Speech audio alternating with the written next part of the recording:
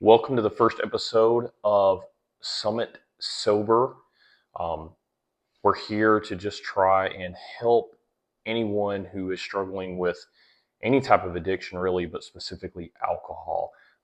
Alcohol was a part of my life for as far as I can remember, and it was part of pretty much everything I've ever done.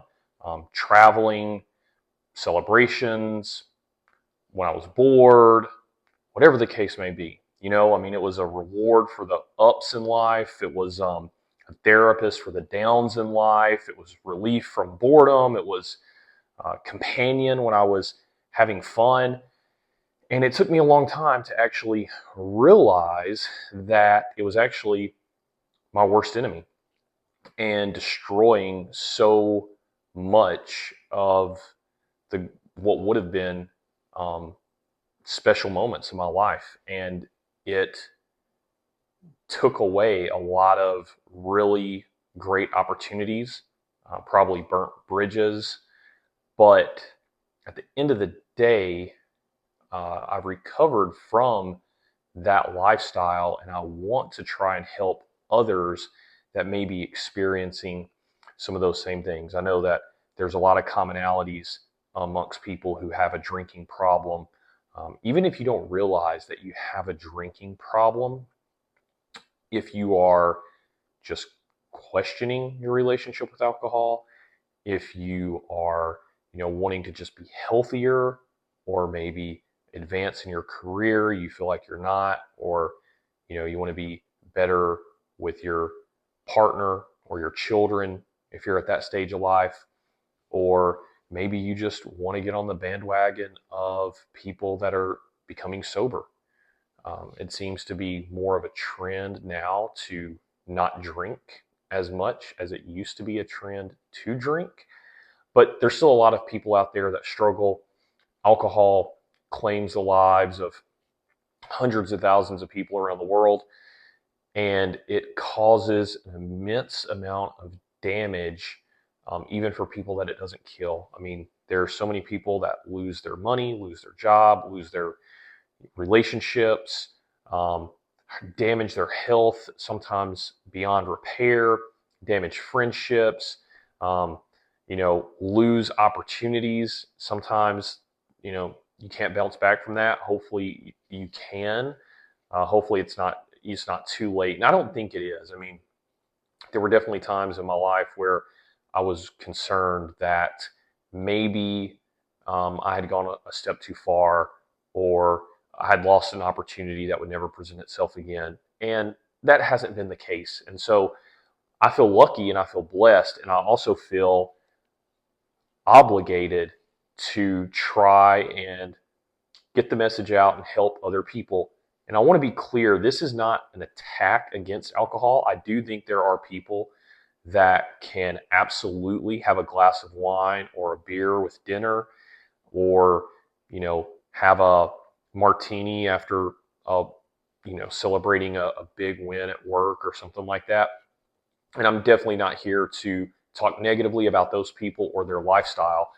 I just believe that the majority of people, alcohol hurts more than it helps.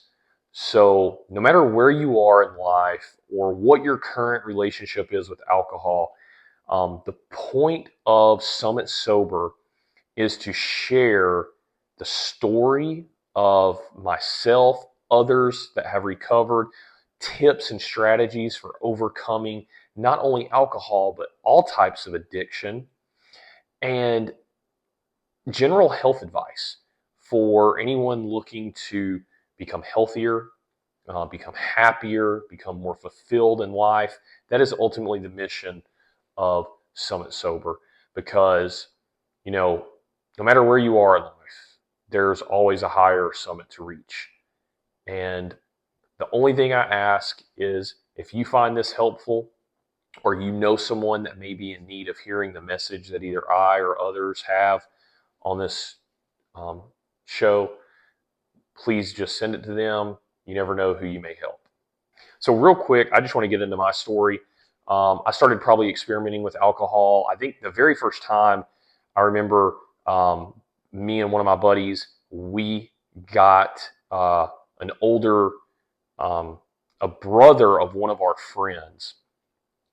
I think he was like a freshman in college or sophomore in college, and he had access to um, get alcohol, and we got some Smirnoff ices. I remember it very clearly. They were the white looking liquid. They were a 6 pack. They were a clear bottle. The liquid is kind of like a milky color.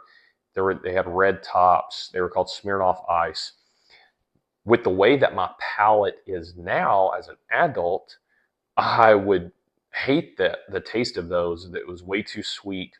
Um, but at the time, the combination of drinking and thinking like, oh, this is going to be cool, and how sweet that was, it just made for a really good first experience, right? I know a lot of people that I've met throughout my life have talked about the first time they drank. Um, they got sick or threw up or whatever the case may be. So my friend and I, we got these Smirnoffs, and I think we split them. So we each had 3. And basically, we went back to my buddy's house when everybody went to sleep. We snuck out, I think, drink them in the yard. I think we might have been playing a video game and like drink a couple in the room, whatever the case may be. I just remember getting that buzz, getting kind of like that euphoric feeling, and just thinking, wow, this is awesome. And I was young at the time. I mean, I was probably a sophomore in high school. So yeah, it was definitely way too young to be experimenting. But I feel like, based on everything I know and have learned over the years, that's not that uncommon. I think a lot of people actually discover alcohol or experiment with alcohol at quite a young age. And the problem is, a lot of us, myself included, are born with a predisposition, some sort of genetic trait, which we'll dive into the science behind that in some later episodes, that actually make you a little more prone to liking alcohol, becoming addicted to alcohol. And so it's kind of like playing Russian roulette. Like, you don't really know if you're born with that gene or not until it's too late, potentially. I should have known. There's definitely alcohol problems in my family, but when you're 15, you're not really thinking about that. So, anyways, in high school, definitely had more drinks than what was probably normal. I mean, I wouldn't say I had a drinking problem as a high school kid, but nonetheless, I definitely um, drank more than I should. And then my cousin was friends with a guy we met somehow, and this dude worked at a liquor store.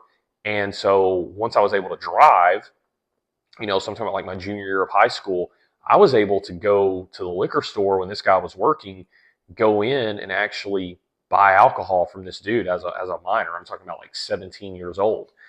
And so it was pretty common. Any school functions, um, I would usually go pick up alcohol, right? So it might be a Friday night football game. I wasn't actually playing football. I had a really bad attitude back in these days, and definitely didn't have any type of competitive drive that pushed me to do any extracurricular activity, so to speak of. And um, yeah, I would get a little, like a half pint of vodka or something, Smirnoff, because that's what I'd seen other people drink, or maybe some Bacardi rum. I didn't really know what was what. And I would mix that up with something and maybe sip on it like at the game, or if there was like a prom or homecoming party, or even an after party on a Friday night, stuff like that, I would do. And my senior year in high school, I actually got really sick. I drank at a party. I was driving home. I couldn't really see straight, so I pulled over into a parking lot to go to sleep. And a police officer actually found me, took me to the hospital. I had alcohol poisoning. And that is really when I feel like most people would probably give up alcohol, right? They'd be like, okay, this stuff's bad, whatever. I didn't though. I would say that was a bit of an eye opener, and I definitely don't think I drank anymore in high school after that. But got to college, went to a really big party school. The University of Mississippi, Ole Miss, definitely has a reputation for having a drinking culture and a party lifestyle. And I was drinking a lot in those days, really hitting it hard, not really focusing in class, didn't really honestly give a shit about school at that point, and was looking more just for the social aspect and having fun. Needless to say, grades went bad, and I basically dropped out. Um, then the next phase of my life was actually really pretty amazing. I actually really quit drinking a lot, and I met a friend. His name's Cody, and him and we kind of built this business idea of traveling the world and blogging about it. And this would have been pre-Instagram. This is when travel blogs were still a big thing, and most of the people doing them were like older, boring men that were more like, I don't know, like history teacher types or something. And so we're like, let's bring a cool, fun, traveling on a budget, working jobs as we go vibe to the travel world. We did that for a while. I ended up in China. He ended up in Australia. And in China, I was working, I was teaching, I was traveling a lot, doing different things, met a lot of people from all over the world, and drinking just really came back into my life. We were going out a lot. Every single night was pretty much like a weekend when you're huge, some of these huge Asian cities with millions and millions of people. Every night is a weekend night, basically. I didn't usually start work until the afternoons. So I was able to get up and actually you know, recover from any hangovers. And you're not really getting bad hangovers in your early 20s, mid 20s, anyways. So I could go out late, have fun, and then sleep in, wake up. So I had plenty of time to do whatever I needed to do to get ready for work. And then I guess the next evolution was eventually, a couple of people mentioned to me that, hey, you probably drink a little more than you should. All right, you probably have a few more than you should. I didn't really think much of it. I still just thought I was fun, having having a good time at a young age. But then and let me back up and say it never impacted my work. I was actually really doing well and really advancing in my career, so to speak, and it was never really hindering me. I was still going to the gym all the time. I still ate really healthy. If you looked at me, I mean, you would think I was a really fit, healthy, happy guy. And I was, I think, for the most part, but I was consuming so much that it really started to become an addiction, and I didn't realize it. So fast forward, COVID breaks out right before I get stuck in China. I come back home, and I really go through a deep depression. I'm back in Mississippi, really unhappy with what I'm doing in my life. And I really just start drinking a lot, not in a social aspect anymore, but in a coping mechanism. Basically, alcohol was kind of like my coping, my relief, my therapy, so to speak. And there was a guy that told me once a long time ago. He said, if you ever start drinking when you're by yourself, that's what is called being a closet drinker. That's when you really need to start being careful because you have a problem. You should only drink a couple, socially, right? If you ever just start drinking by yourself and you start drinking a lot, or you start drinking to get drunk on just a random Wednesday, you got a problem. Well, I definitely was doing that. Now, as I'm telling this story, it probably seems like my entire life was like just riddled with drinking, and it wasn't quite that extreme. But for the purposes of this channel and for the purposes of this, to paint this picture and illustrate what I'm getting to here, alcohol was definitely a very negative influence for a lot of my life, and I definitely let it impact me many more times than I ever should have. And I would have never, ever admitted this to anyone for a long time. I mean, only recently have I been able to do this, and I'm only able to do it now because I genuinely want to help others that may be going through the same thing, because I look at all the opportunities that I missed out on, and the bridges I've burnt, and friendships I've messed up, and things like that. I mean, nothing's too bad has ever happened. I've never been in any kind of legal trouble. I never, hurt anyone or anything like that. But it's only by the grace of God that nothing worse happened, right? Because I definitely was not having a healthy relationship with alcohol, to say the least. And I'm back home, and I start working with a guy named Brandon who had started a business in my hometown, needed someone to kind of help them with sales and get things going. And he was a really great influence. He was one of the first, I would say, really good influences that I had as a friend. Now, most of my friends, well, as far as during that time period, right? I got a couple great friends from childhood that were that I'm really close with, and they were always, I mean, we were kids, we were having fun, right? So I'm not gonna say they were bad influences or anything like that. It was just normal, teenage stuff. But during my 20s, I was just around a lot of people that had, you know, a bit of a wilder lifestyle. And so coming back home and working with Brandon and just seeing how together his life was and how happy he was and how well he was doing in his career, and I really started getting inspired. I wanted to be more like him. He was a great role model, a great father, a great friend. Everybody likes him, and he was doing really well in life. And so I really started looking up to him a lot and wanting to be like that. And that's when I think it really kind of dawned on me, like, yeah, man, you do have a bit of a drinking problem. Like, you're not where you should be in life, and you've had a lot of opportunities to do so.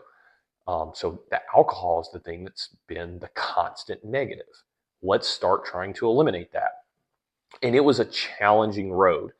Um, I'm going to skip through the next few years pretty fast, but ultimately, on and off the next few years after that, I would try to stop drinking. I would maybe go a month without drinking, then have a relapse or a bender, or I might go 2 or 3 weeks and then say, hey, you know what? I'm cool. I've got it under control. I can have a few beers tonight. Those few beers would turn into, 3 days of drinking more than I should have, right? Um, I finally moved to where I now live. I met my girlfriend, and she has really opened my eyes a lot to, again, the damage that I was doing, not only to myself, but to others, and just not being what I'm destined to be and damaging my health in the process. So finally, I just said, you know what? I'm going to overcome this. And I have studied every single thing I possibly can. I still do. I still do. I've got 3 books that I'm working on right now about addiction, about drinking, about overcoming drinking, about dopamine, about psychology, all this stuff. I consume it all the time because I'm so genuinely not only interested, but also want to reiterate those messages to others that may be in need of hearing them. And that is ultimately what you can expect from Summit Sober. We're going to share all the tips, all the advice that we can, stories not only from myself, but from others that have overcome alcohol addiction and other addictions as well. And the, the ultimate goal and message of this is to help anyone that's listening improve their life. Whether you think you have a drinking problem or not, we're here just simply to provide advice, guidance, tips, science, and ultimately try and help you live a better, happier, addiction free life.